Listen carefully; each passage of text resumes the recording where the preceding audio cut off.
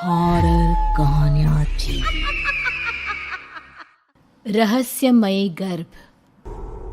60 वर्ष की उर्मिला शहर के बाहरी हिस्से में अपने छोटे से घर में अकेली रहा करती थी। एक रात शहर में बहुत जोर का तूफान आया। जोर जोर से हवाएं और आंधी तूफान के साथ तेज बारिश होने लगी। उन आवाजों को सुनकर कोई भी घबरा जाता, लेकिन उर्मिला घर के सारे खिड़की दरवाजे बंद कर गहरी नींद में सो रही थी। रात के लगभग 12 बजे होंगे कि किसी ने उर्मिला के घर का दरवाजा खटखटाया। दरवाजे के खटखटाने की आवाज सुनकर उर्मिला की नींद खुलती है।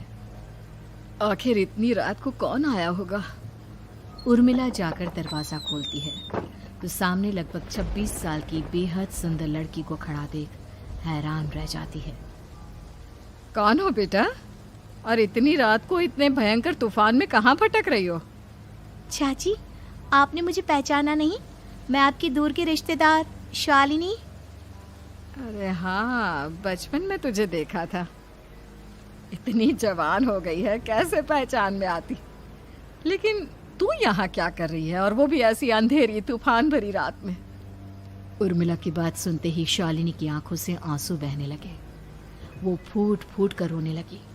ये देखकर उर्मिला को कुछ समझ में नहीं आया और उसने शालिनी का हाथ पकड़कर घर के अंदर आने के लिए कहा।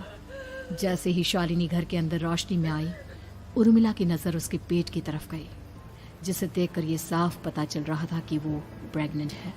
अरे, तू तो पेट से है। ऐसी हालत में इतने भयंकर तूफान में आधी रात को बाहर भटक रही है। आखिर बात क्या है बेटा, मुझे सब कुछ साफ साफ बता। क्या बताऊं चाची, ये सब जिसकी वजह से हुआ है उसके बारे में बताने में भी मुझे शर्म आती है। मैंने घर वालों की मर्जी के खिलाफ जाकर एक लड़के से शादी कर ली थी, पर वो शादी के 1 महीने बाद ही मुझे छोड़कर चला गया। छोड़कर चला गया का क्या मतलब? क्या उसके साथ कोई हादसा हो गया?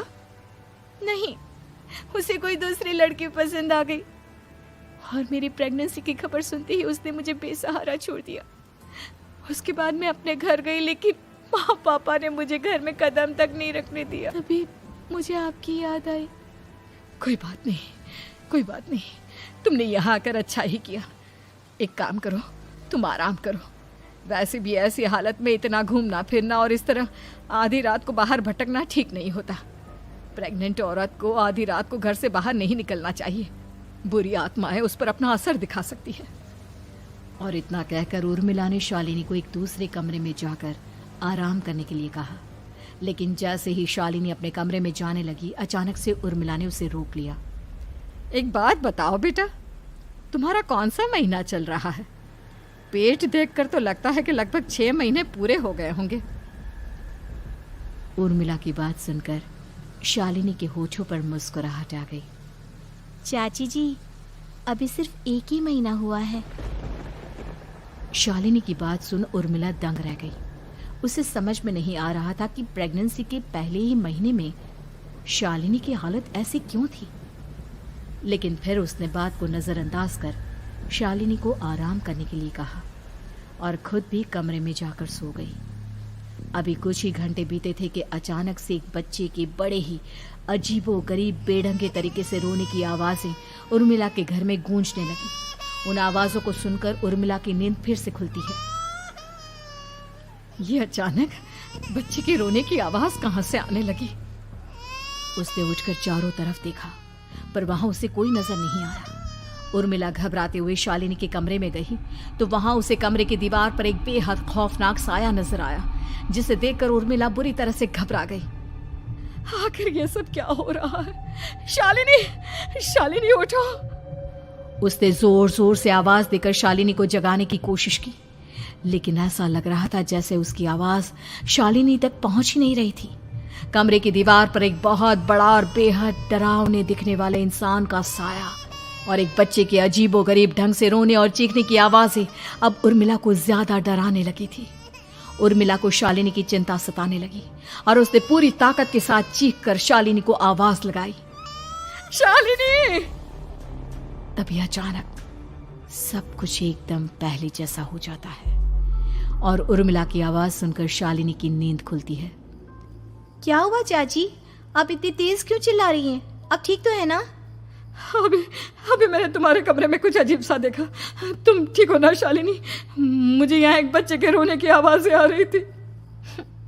लगता है आपको मेरी कुछ ज़्यादा ही चिंता हो गई है। आपने मेरी प्रेगनेंसी के बारे में कुछ ज़्यादा ही सोच लिया होगा। मैं एकदम ठीक हूँ, आप आराम से सो जाइए। इतना कहकर शालिनी ने उर्मिला को फिर से अपने कमरे में जाने के लिए कहा और खुद भी जाकर सो गई। पर अब उर्मिला की आंखों से नींद गायब हो चुकी थी। अगली सुबह जब शालिनी उठी तो वो सीधा उर्मिला के पास आई। गुड मॉर्निंग चाची। तभी अचानक उर्मिला की नज़र शालिनी के पेट पर पड़ती है, जिस पर नीले रंग से एक अजीब सी आकृति नजर आ रही थी। शालिनी, ये तुम्हारे पेट को क्या हुआ? मैंने इतनी औरतों को देखा है, ऐसा तो किसी के साथ नहीं होता। शालिनी ने जैसे ही अपने पेट की तरफ देखा तो उसे वहां कुछ भी नजर नहीं आया। चाची कुछ भी तो नहीं है, सब कुछ एकदम नॉर्मल है। आपको क्या अजीब लग रहा है? इससे पहले कि उर्मिला उसके सवाल का कोई जवाब देती, अचानक से शालिनी के पेट में जोर जोर से दर्द होने लगा। वो बुरी तरह दर्द से तड़पने लगी। चाची, चाची। ये सब देखकर उर्मिला बहुत घबरा गई। उसने धीरे धीरे शालिनी के पेट को सहलाना शुरू किया, लेकिन शालिनी का दर्द कम नहीं हुआ। उर्मिला जाकर रसोई से पानी का गिलास लेकर आई और शालिनी को पानी पिलाने की कोशिश करने लगी। ले बेटा, पानी पी ले, तुझे आराम मिलेगा। ले ले। नहीं चाची, मुझे बहुत तेज दर्द हो रहा है। अरे थोड़ा पी ले बेटा। जैसे ही उर्मिला ने शालिनी को पानी पिलाया, उसने देखा कि गिलास में बचा पानी का रंग नीला पड़ गया और शालिनी की आंखें अजीब हो गई। उसके पेट पर बच्चे का एक डरावना चेहरा नजर आने लगा। ये सब देखकर उर्मिला की डर से हालत खराब होने लगी, पर तभी शालिनी का दर्द ठीक हो गया। बेटी, अभी तुम्हारा दर्द ठीक है तो ऐसा करो, तुम थोड़ी देर आराम कर लो। शालिनी को आराम करने के लिए कहकर उर्मिला तेज कदमों से चलकर घर से बाहर निकल जाती है और पास ही रहने वाली एक औरत कालिंदी के पास पहुंचती है।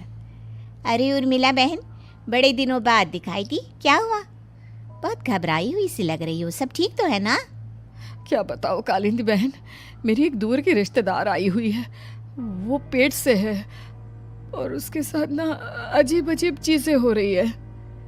अब उर्मिला सारी बात कालिंदी को बताती है, जिसे सुनने के बाद काले जादू और तंत्र विद्या की माहिर कालिंदी एक ताबीज बनाकर उसे देती है। बहन, मुझे शालिनी पर किसी बुरी आत्मा का साया लगता है। ये ताबीज ले जाओ, आज रात को 12 बजे उसे पहना देना, फिर सब ठीक हो जाएगा। उर्मिला ताबीज लेकर घर वापस आती है और अब आधी रात के होने का इंतजार करने लगती है। जैसे ही आधी रात होती है, वो नींद में सोई शालिनी को ताबीज पहना शांति से अपने कमरे में आकर अपने पलंग पर लेट जाती है। अब सब ठीक हो जाएगा, ये सोचकर उर्मिला शांति की एक सांस ही लेती है कि तभी अचानक उसकी आंखों के सामने कुछ ऐसा आता है जिसे देखकर उर्मिला डर से चीखने लगती है। तुम कौन हो? कौन हो तुम? जाओ यहाँ से, जाओ जाओ यहाँ से। तभी उर्मिला की एक जोरदार दर्द भरी डरावनी चीख वहां पर गूंज गई। उर्मिला की आंखों के सामने एक बच्चा खड़ा हुआ था, जिसका पूरा शरीर किसी बूढ़े की तरह नजर आता था, लेकिन मुंह किसी नवजात बच्चे की तरह था। उसकी आंखें गुस्से से लाल थी और वो घूर घूर कर उर्मिला की तरफ देखा जा रहा था। कौन हो तुम? कौन हो? उर्मिला के चीखते ही वो बच्चा जोर जोर से रोने लगा। घबराकर उर्मिला ने अपने हाथों को अपने कानों पर रख लिया। उसकी समझ में नहीं आ रहा है कि आखिर ये सब उसके साथ क्या हो रहा है। कौन हो तुम? कौन हो? क्या चाहते हो मुझसे? जाओ जाओ यहाँ से, आखिर तुम हो कौन? तभी अचानक से उर्मिला के पूरे घर में लाल रंग की रोशनी फैल गई। वो बच्चा धीरे धीरे कदमों से चलता हुआ उर्मिला की तरफ बढ़ने लगा। किसी नवजात पैदा हुए बच्चे के जैसे उसके रोने की आवाज अब उर्मिला के कानों में गूंज रही थी। लेकिन कुछ ही सेकंड में वो चुप हो गया और उसने बेहद खतरनाक आवाज में उर्मिला के सवाल का जवाब दिया। मैं वो हूँ जो अब तक पैदा नहीं हुआ, लेकिन जब मैं पैदा हो जाऊंगा तो वो होगा जो अब तक कभी नहीं हुआ। क्या कहना चाहते हो तुम? ऐसा क्या हुआ जो अब तक नहीं हुआ? तबाही होगी, तबाही। सब कुछ खत्म हो जाएगा और ये जो लड़की मुझे जन्म देने वाली है, मैं उसका खून पी जाऊंगा, सारा खून। उस बच्चे की बात सुनते ही उर्मिला बुरी तरह घबरा गई। उसका एक बुजुर्ग आदमी जैसा शरीर, एक नवजात बच्चे जैसा चेहरा, ये दोनों ही बातें उर्मिला की समझ से बाहर थी। तभी वो बच्चा अचानक गायब हो गया। घर का माहौल फिर से पहले जैसा हो गया। लाल रंग की रोशनी भी अब गायब हो चुकी थी।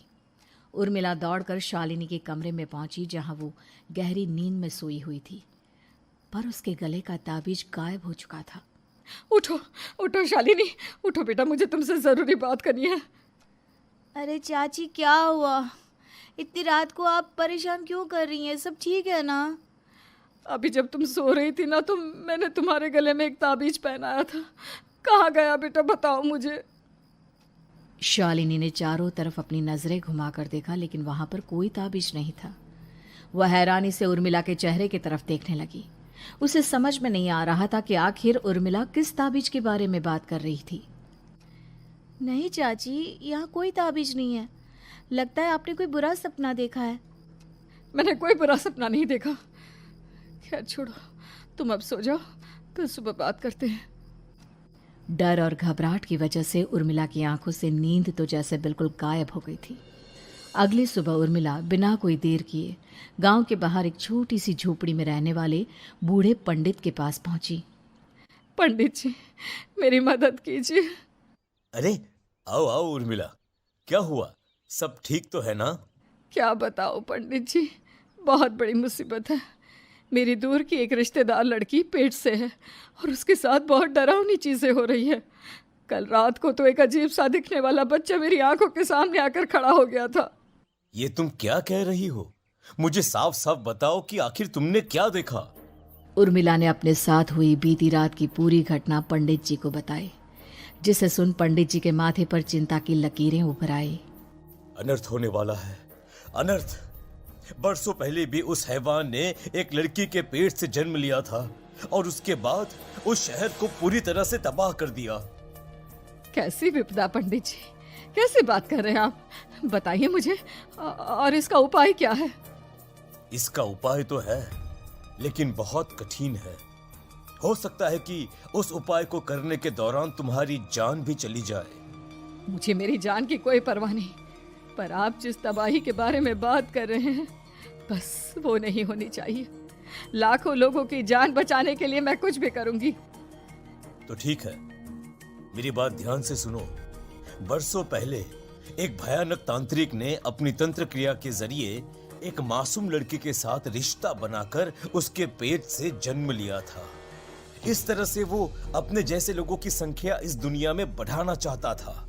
आपके कहने का मतलब है कि शालिनी के पेट से भी उस शैतान को जन्म लेना है, इसलिए उसने उसके साथ ये सब किया है। ठीक पहचाना तुमने।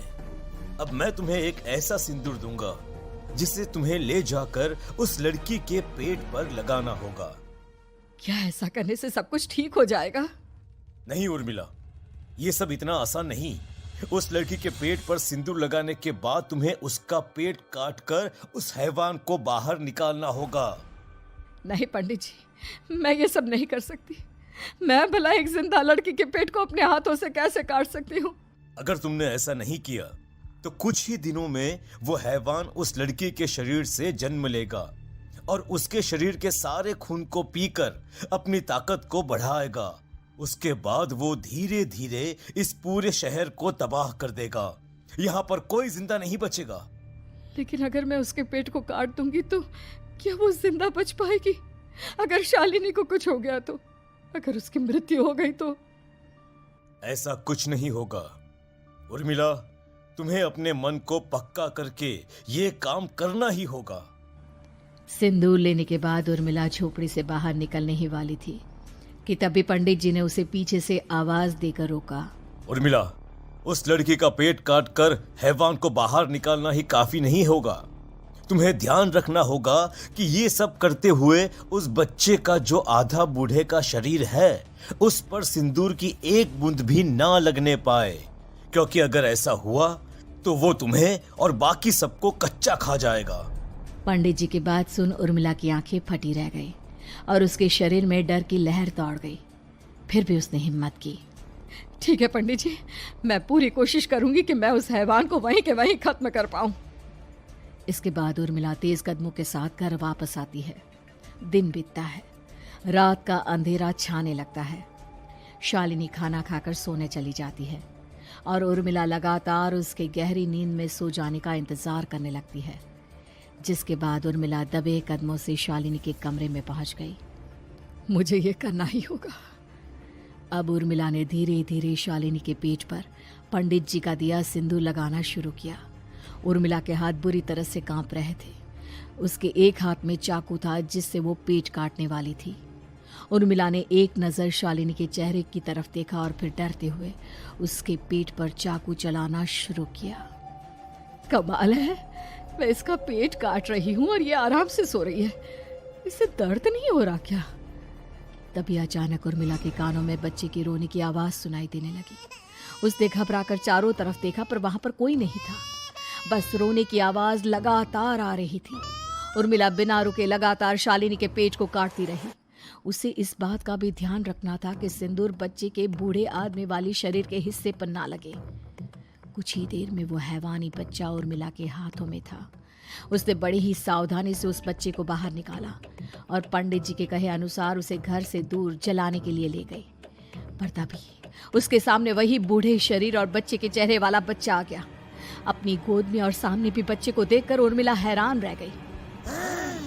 मुझे मारोगी? मुझे इतनी हिम्मत कैसे आ गई तुम्हारी?